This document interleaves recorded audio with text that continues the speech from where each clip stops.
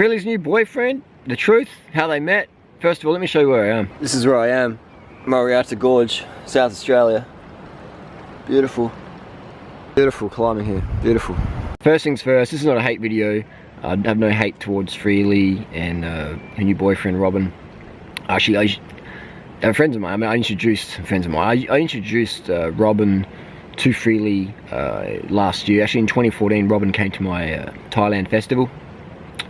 Bike festival I put on every year in June and July, Thailand. And Robin came along in 2014.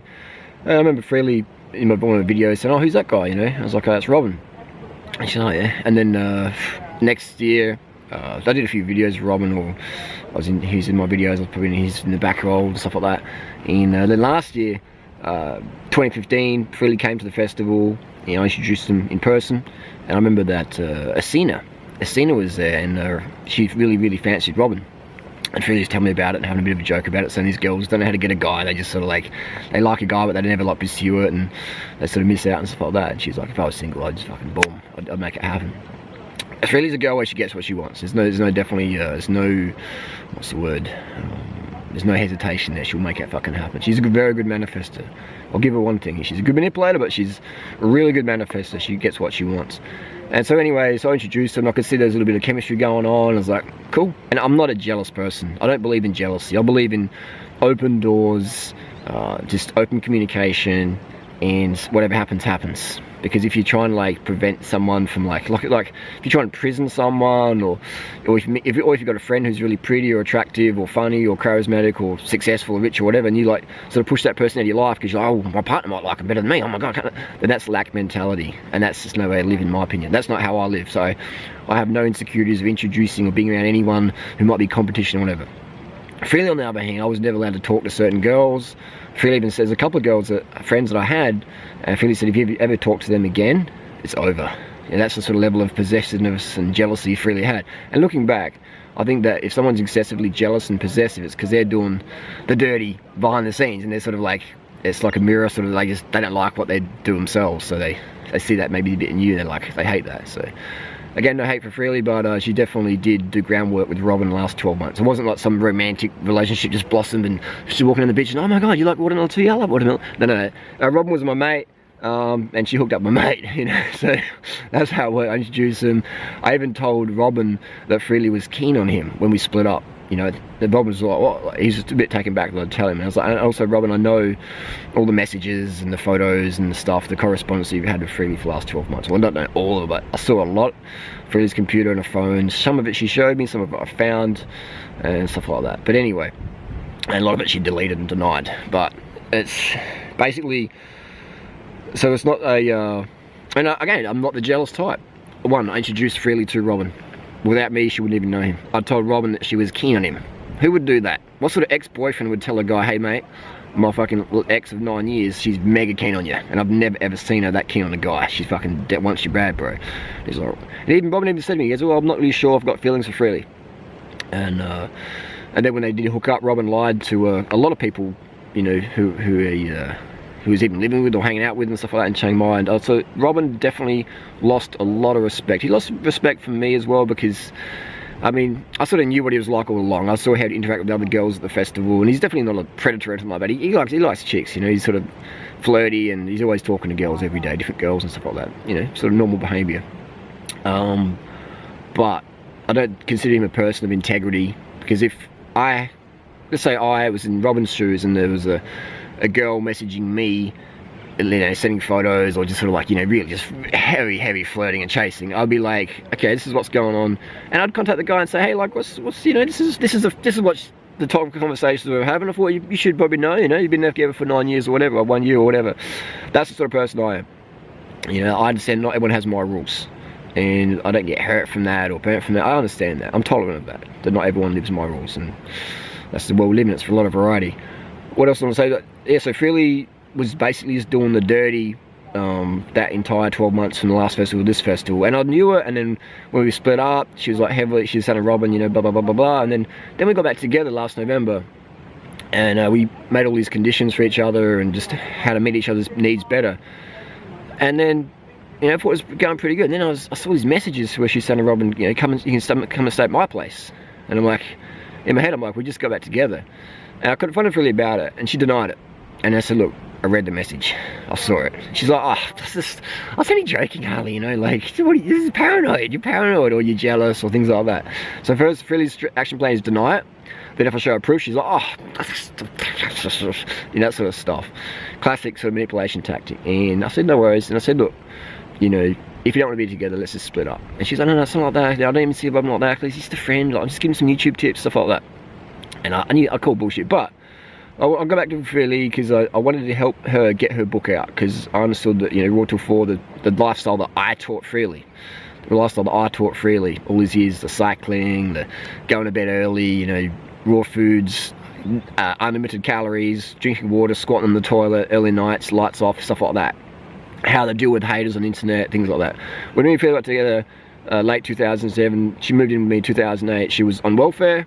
She was 20 kilos heavier than she was now, and she had about $30,000 in debt. And she's like, you know, I reckon we could be the next Doug, Graham and Roz, you know, we could be the couple, power couple, vegan, and, you know, helping people and stuff like that. She's like, okay, we can make online income as well and just travel around helping people. And I was like, yep, that really vibes me strong. And because she said that, I was like, you know, I can work with this girl for sure. And she had a lot of potential, and she had the desire. And we did this thing with Tony Robbins, 6 basic human needs, talking about prioritizing those in a relationship and what means something to you. Because if these are really powerful stuff. I mean, I'll do another separate video about this because this is already getting a bit long, but basically you sit down and it's 6 human needs. It's contribution, significance, connection, love, community, things like that, freedom. And one of Freelee's goal, when I asked her, I said, what's your highest value in life? And she's like, to be lean. And I was like, well, that's like, it might be a goal, but it's not like a, you know, it's not very heartfelt. She's like, okay, freedom. So she said freedom as a highest priority, and my highest priority is contribution. And so when my highest value is contribution, then that was always going to cause conflict looking back, because her highest was freedom. So I saw Freelee as a great example for women, because women fucking love a nice physique. And although Freelee was like 20 kilos over, I could see massive potential in it. And she's going to get in cycling, she's into eating clean, and she had that drive to lose the weight and do it right way under my guidance. So I was like, boom, let's do this. And then, but what happened though is her drive is freedom. Her highest value in life is freedom. So here is doing right, saying, do this, do that, do this, do that, ride your bike, don't do that, don't ride so far, don't ride so far. Like, just all this control. You know, control, even though I'm just trying to contribute. So my highest value is contribution. If you hang around me, I'll tell you things what to do that will make your life better. But for someone whose highest value is freedom, that's seen as controlling. And so often she say, look, just fucking, I don't need a dad, don't fucking tell me what to do. And I'm like, I'm thinking, well, I'm just trying to help you, man. I'm just trying to contribute. So there's that constant all the time. But what Freelee would do is she would take my advice, but not on the spot. Maybe a month or a year or down the track, she would take my spot. And if you take my advice, not on the spot, but if you look at all the things she's done, you know, the cycling, the bike she rides, and the cameras she's even using now, and the, you know, the computers and all that stuff, just stuff she learnt from me. And it's not to say, hey, I like own Freelee or created Freelee. I'm just saying that, yeah, I guess I could say created, but I didn't, because she had the desire. It was just my advice she took, and she took action from. I'll give my advice to fucking a lot of people, thousands, hundreds of thousands, maybe millions of people have watched my shit, you know, but not everyone takes action on it. So it's the person who takes action on it who gets the benefits. So there's been a lot of rumors out there saying that all sorts of stuff. I won't get into all the rumors too much, but I just want to give a clear example of how Freelee met Robin. I don't hate him, I'm not the jealous boyfriend type. I introduced them, I told Robin Freelee was keen, and I did other little things to make it happen as well, which may seem weird to some people. Like, what the fuck? Like, why the fuck would you introduce your girlfriend to competition? And then when you split up, why would you like make it easy for them to hook up?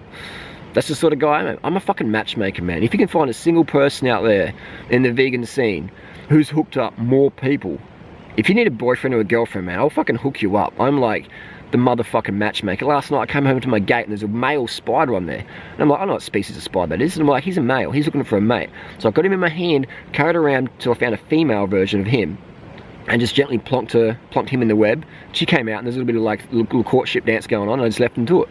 Maybe she fucking ate him, because female spiders eat the male, who knows. But I don't know, I'm just an OCD matchmaker, because if someone's looking for something, I like to help, like a concierge. And that's the extreme that I take it to. Even my fucking ex-girlfriend, I hooked her up with my mate.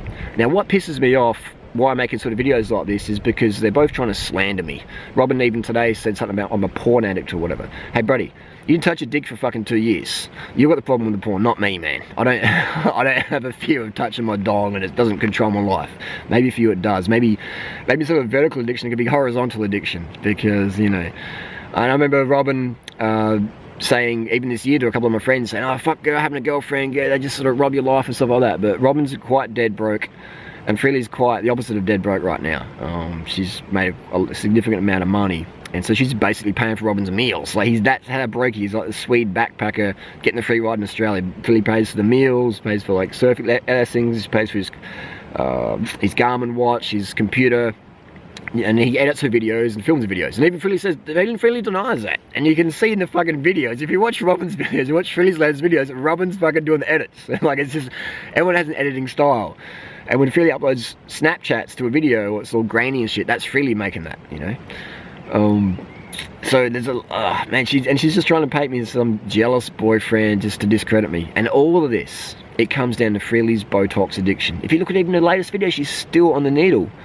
And she talks about having, you know, love from the self, and it's like, man, if you're injecting that into your face, it ain't healthy, Freelee. You know, and again, I'm not trying to hate or whatever. Sincerely, I'd like to see you get some help there, because it's a gateway, man. Once you start doing that stuff, and then you put it's just a gateway, man. And you don't need that stuff. You're not 18 anymore. So why do we have to try and pretend we are 18? People like you because of your physique, number one. They like you because of your torso. All right. So it's just, that's just is what it is. It's a shallow, narcissistic world. Don't feel you have to keep up with the face injections and stuff like that. People don't even care about that. I'm not even sure. I mean, and then there's another one that Freelee says,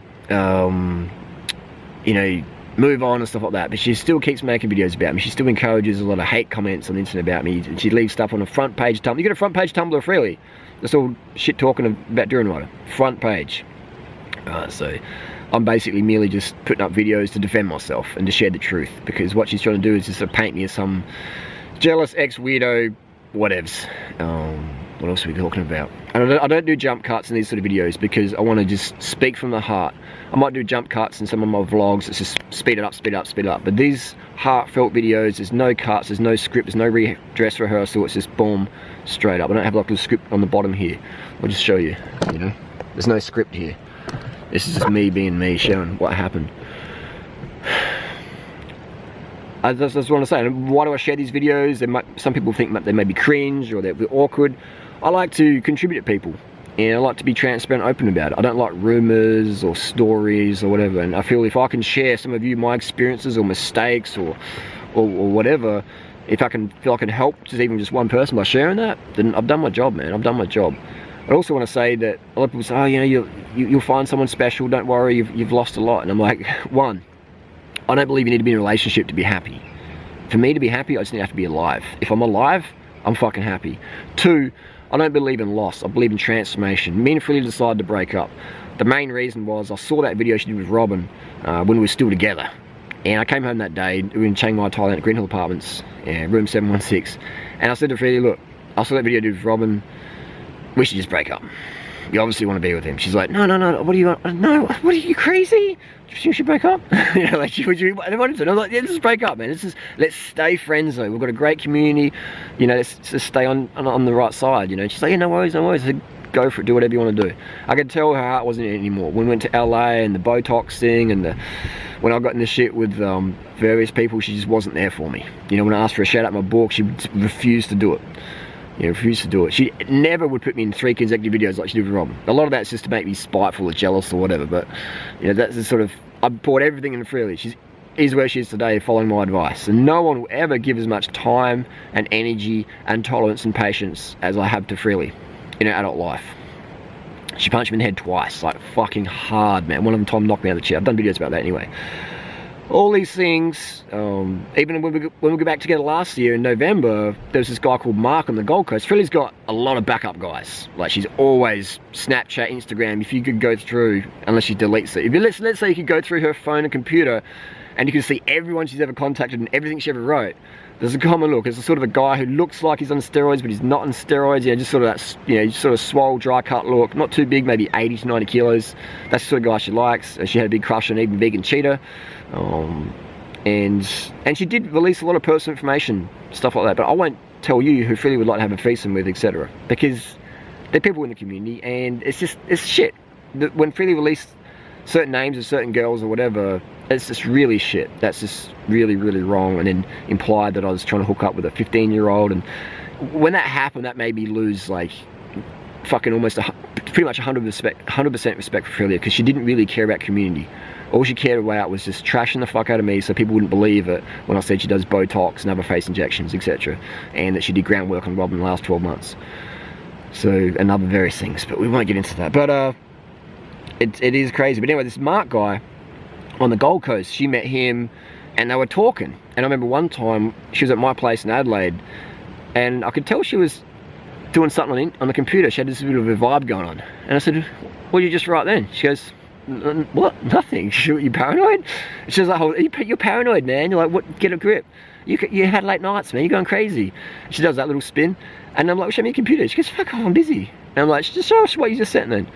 And show us your history. And she said, no. And I just grabbed her MacBook Air off of her. And she grabbed onto it so hard, I had to let go. Because if I let it go, it literally would have snapped. And I said, look, you show me what you just wrote, or you get the fuck out of my house now. And she's like, look, this is just a friendly